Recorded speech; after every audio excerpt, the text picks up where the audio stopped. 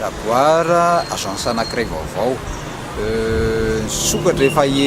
embolana teo zany zay zay nisokatra tamin'ny omaly zany omaly avao nisokatra tamin'ny fomba ofisialy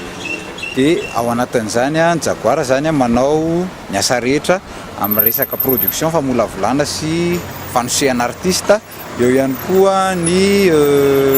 fanaovana hetsika vaovao a ny foron'ny Jaguar zany hoe ny hetsika mbola tsisy mihitsy teto Madagasikara mety misy ihany fa amin'ny fomba hafa ny itondrana anazy ao anatin'izay zany a betsaka ny tetikasa eritreretinay atao zany amin'ny taona vaovao iny fa tsy iandry an'izay nefa zay fa amin'ity taona ity a amin'ity faran'ny taona ity a etsy amin'ny guest house misy ny Giga 365 sexy full party zany hoe événement lehibe indrindra ho ataonay zany a amin'ity taona ity ny akamaroan'ny mpikarakara lanonana amin'izao fotoana izao a dia fotsiny mijery ny tompontsony manokana izy zany hoe ny azony vola zay zany ny tena hoe ao an-tsainy voalohany indrindra anefa ny anay tsy zany satria voalohany indrindra aloha zany ny artiste no jerevanay zany hoe menay avantage be dia be ny artiste hoe inona ny zavatra ilainy eo amin'izany anao seho zany izy zany anao hetsika zany izy inona daholo ny parametra ilainy dia ao anatin'izany efa zay fa manana ny fomba eritreretinay koa hitondrana azy zany hoe ohatran'ireny any andafy reny jereva nge rehefa manao spectacle ohatra ry Beyoncé na ry Michael Jackson tena miasa daholo ny efa rehetrarehetra épanoui tsara le artiste ary tena mandeha tsara ny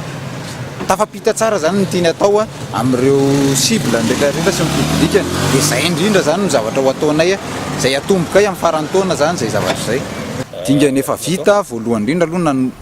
nanosika artiste zay ny artiste natosika voaloha gasy le di tsisy tsy mahafantatra angamba le hira hoe tsy milaiky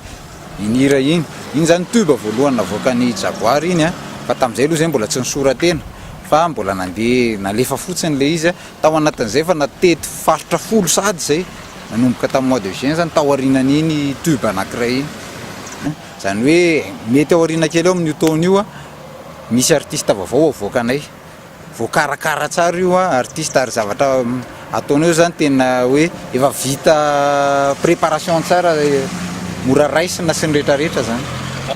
fitaovana ampy satria zay tena anao investissement ngeza dia ngeza mihitsy zany ahafahana manome fahafapo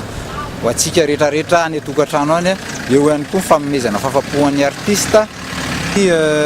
fanomezana azy ho an'ny hafa ho an'ny tanora ohatranay zany satria tanora daholo ny ao anatin'ny Jaguar production fa tsisy hoe fazokonjokony na ohatran'izany ao zany zao manodidina ny 20 zany zao ny ankizy ao amin'izao fiandohany zao fa mieritreritra andray ankizy any amin'ny arivo any zay amin'ny taona manaraka zany hoe hiparitaka eraky Madagasikara efa misy tokoa ny studio ao 67 fa noho ny fangatahan'ny mpanjifa zany hoe lavitra le izy dia hiditra centre ville zany zay efa manamboatra azy mihitsy zany zay amin'izao fotoana zao ifisokatra amin'ny fomba ofisialy izy amin'ny volana janoary ary nasaina atsika rehetrarehetra artiste ianareo annonceur rehetrarehetra atsika rehetrarehetra ny atokantrano ihany koa